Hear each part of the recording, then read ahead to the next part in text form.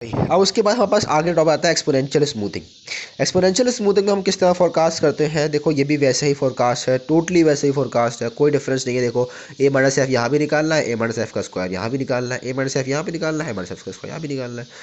जो difference create होता है यहाँ पर, वो डिफरेंस जो क्रिएट होता है वो ये क्रिएट होता है कि यहाँ पर हम 3 क्वार्टर वाला सीन और 5 क्वार्टर वाला सीन नहीं रखते।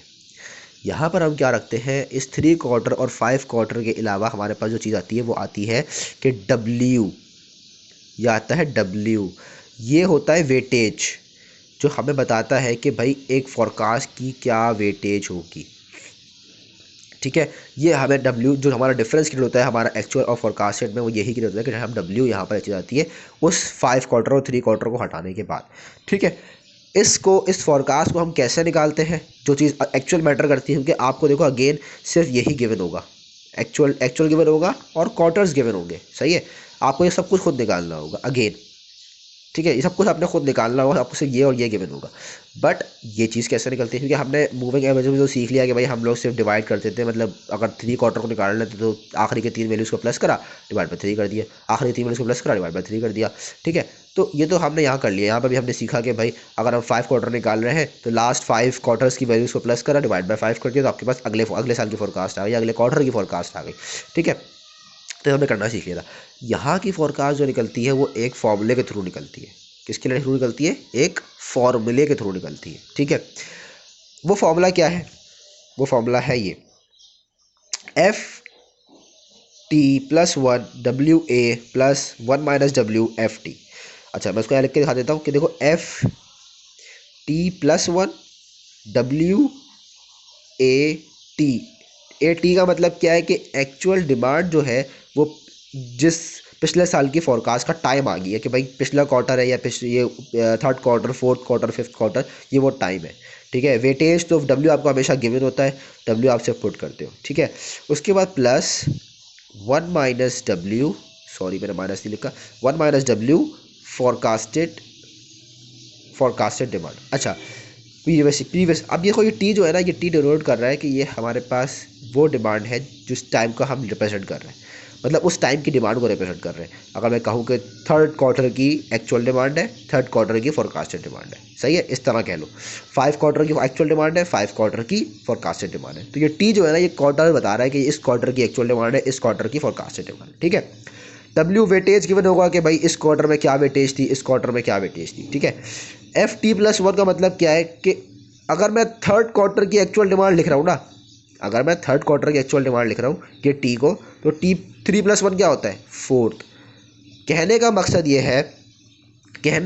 ये है कि जिस तरह हम लोग मूविंग एवरेजेस में 3 क्वार्टर जो प्रीवियस, क्योंकि अगर हम फोर्थ की फोरकास्टेड डिमांड निकाल रहे होते थे तो हम लोग प्रीवियस 3 ईयर्स को डिवाइड बाय 3 करते थे। याद है किसको करते थे, प्रीवियस। ठीक है, अगर हम 4th की निकाल रहे हैं तो उसके प्रीवियस, अगर हम 5th की निकाल रहे हैं तो उसकी प्रीवियस, अगर हम 6th की निकाल रहे हैं तो उसकी प्रीवियस।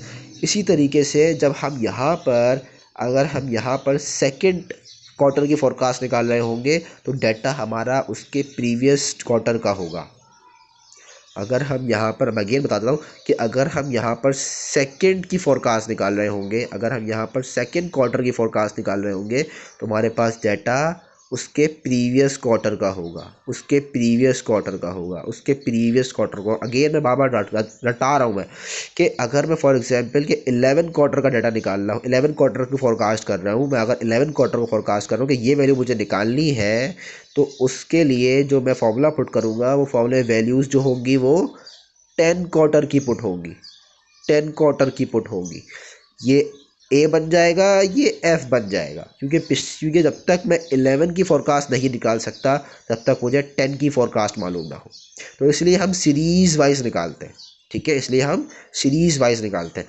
तो ये बात याद रखो कि जब भी हम ये निकाल रहे होंगे, मतलब किसी भी क्वार्टर का फोरकास्ट निकाल रहे होंगे, तो ये डाटा जो है, इसका डाटा जो है वो उसका प्रीवियस क्वार्टर का होगा, याद रखो बस। आई होप तुम लोगों को क्लियर हो गया मैं क्या कहना चाह रहा हूँ कि अगर फॉर एग्जांपल मैं 7 क्वार्टर की फोरकास्ट निकाल रहा हूँ तो मेरे पास जो डाटा है वो 6 क्वार्टर का पुट होगा।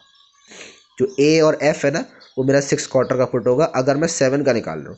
अगर मैं 8 का निकाल रहा हूँ तो 7 का पुट होगा, अगर मैं 9 का निकाल रहा हूँ तो 8 का पुट होगा, अगर मैं 10 का निकाल रहा हूँ तो 9 का पुट होगा, अगर मैं 12 का निकाल रहा हूँ तो 11 का पुट होगा।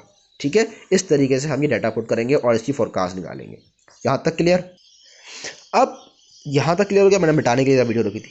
तो अब क्या है कि अब सवाल ये उठता है कि यार मुनीब सही है, तुमने बात सही करी कि हाँ भाई इस तरह पुट होगा, सही है, बात हो गई। अब ये बात ज़रा बताओ कि यार ये अगर मैं फर्स्ट क्वार्टर का फोरकास्ट निकालूंगा या निकालूंगी, अगर मैं फर्स्ट क्वार्टर का फोरकास्ट निकालूंगा या निकालूंगी, तो मुझे उसके लिए प्रीवियस क्वार्टर का चाहिए होगा फोरकास्ट, उसके लिए मुझे प्रीवियस क्वार्टर की एक्चुअल डिमांड चाहिए होगी।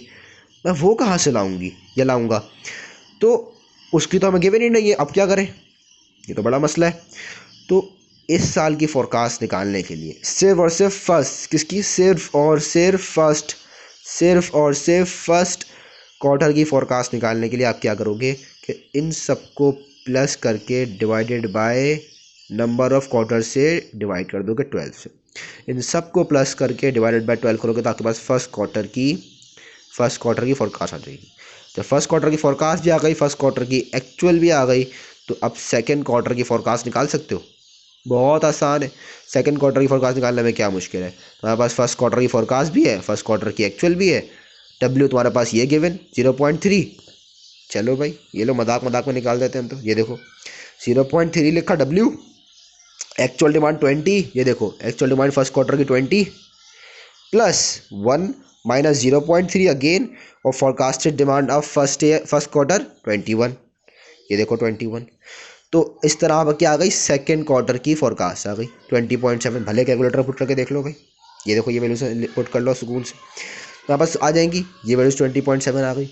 इसको 20.7 आने के बाद अब क्या करोगे कि अब थर्ड की निकालनी है। थर्ड की निकालने के लिए तुम उसी तरीके से 0.3 डब्ल्यू रखोगे और थर्ड की निकालने की और क्या करोगे कि मैं यहाँ लिख देता हूँ, चलो फॉर योर 0.3 मल्टीप्लाई बाय, क्योंकि थर्ड क्वार्टर की निकाल रहा हूँ तो मुझे सेकेंड ईयर की एक्चुअल चाहिए, 22 प्लस 1 माइनस 0.3 फोरकास्टेड पिछले क्वार्टर की, क्योंकि थर्ड क्वार्टर की निकाल रहा हूँ तो सेकेंड क्वार्टर की फोरकास्ट चाहिए, तो 20.7। इसको ज़रा सॉल्व कर लो तो बस ये आंसर ही आएगा 21.1।